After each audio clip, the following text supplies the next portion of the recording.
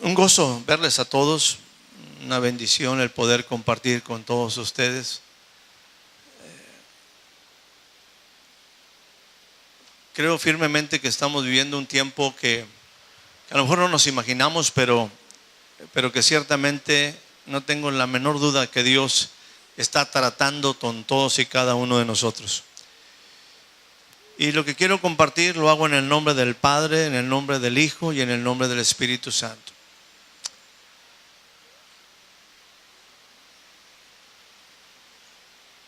Hace no mucho tiempo, cuando iba a cumplir 18 años, había coyotes, había jirafas, había osos, había de todo. De todo un poco había, todo tipo de animalitos. Dinosaurios también. Algunos parientes no muy lejanos de ustedes. Quiero ser serio. Yo recuerdo que y quiero utilizar esto como un ejemplo. Yo estaba viviendo intensamente algo en mi vida.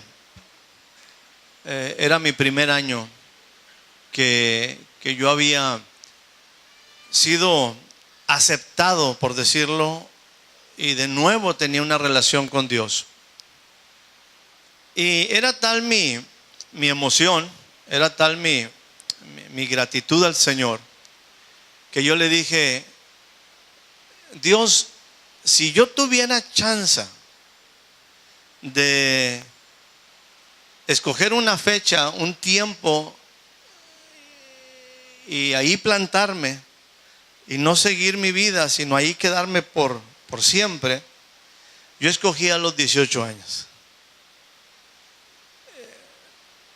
Va a entender un poquito más lo que le estoy compartiendo. Y bueno, obviamente llegaron los 19 y le dije a Dios: si yo pudiera escoger una fecha donde plantarme, pues escogí a los 19. Obviamente pasaron los 19, llegaron los 20. Y entonces yo le decía a Dios: si yo pudiera escoger una fecha donde establecerme, escogía los 20 y ahí me quedaba. Pero llegaron los 25, donde estoy plantado. No es cierto, llegaron los 30 y llegaron los 40 y llegaron las edades de ustedes en sus diferentes tiempos. Y yo le decía a Dios, como le digo el día de hoy a Dios: si yo pudiera escoger una fecha donde establecerme y ahí quedarme, yo escogía esta edad. Y quisiera en una forma muy sencilla diciéndole con esto de que en cierta manera se cumple la palabra que el Señor nos lleva de gloria en gloria y de victoria en victoria. Si yo me hubiera quedado plantado en los 18 años, pues no hubiera conocido a Tere, por poner alguna cuestión. Si me hubiera quedado plantado en los 20 años o en los 23 años, no hubiera conocido ni a Betsy, ni a Josué, ni a Job. Y si me hubiera quedado plantado en el año pasado, simple y sencillamente no conociera a los nietos de Tere, a mis primos.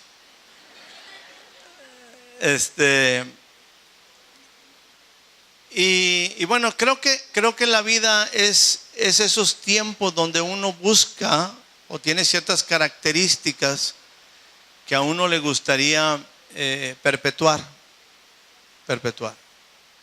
Ahora yo quiero hacer una pregunta y quiero ir a un versículo específico, un versículo que casi nadie conoce, pero dice la palabra de esta manera: de tal manera amó Dios al mundo, que dio a su Hijo unigénito, para que todo aquel que en Él cree tenga vida eterna. De tal manera amó Dios al mundo que ciertamente, mire, aquí hay una diferencia importante. Dios amó al mundo.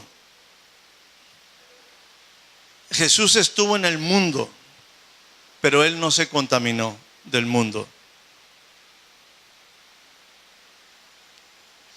Uno de nuestros problemas es que de repente el mundo nos absorbe.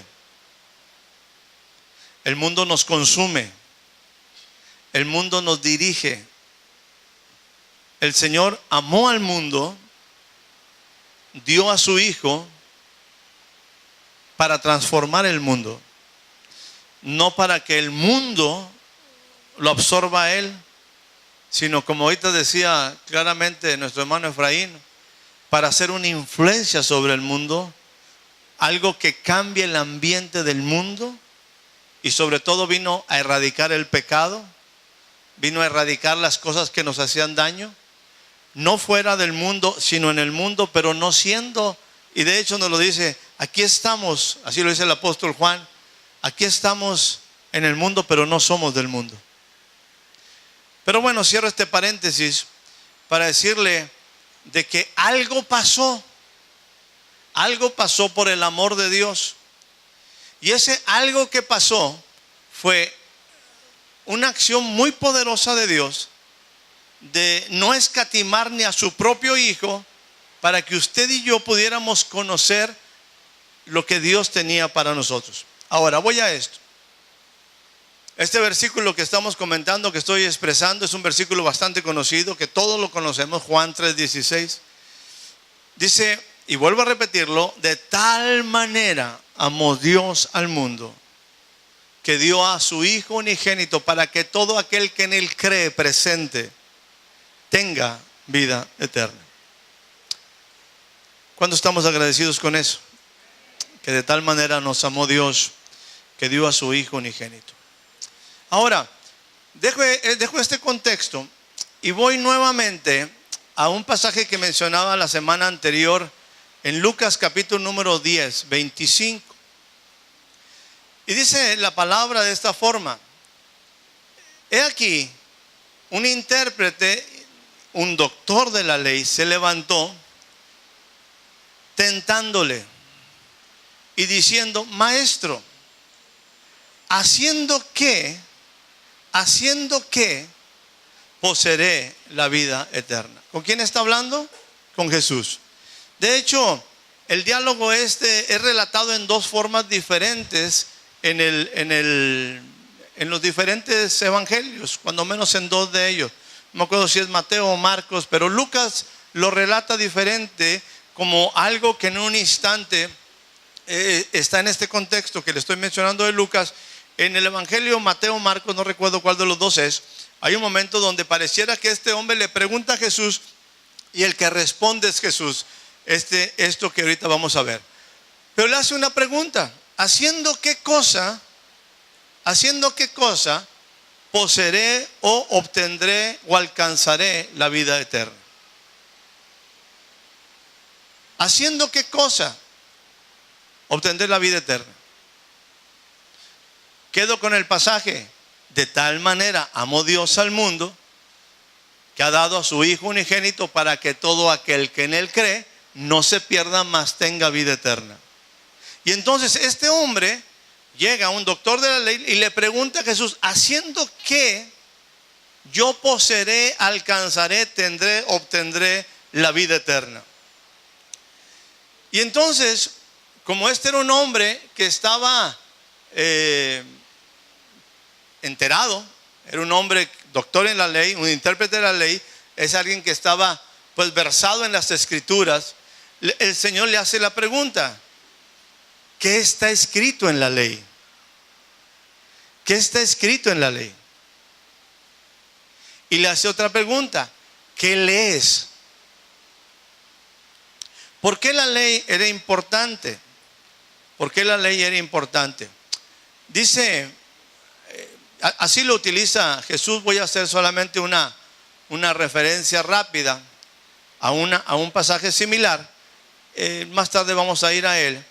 Pero hay un momento donde ciertamente Moisés, en el libro de Éxodo dice, ciertamente aquel que no cumple en todas las cosas que están escritas en el libro de la ley va a morir.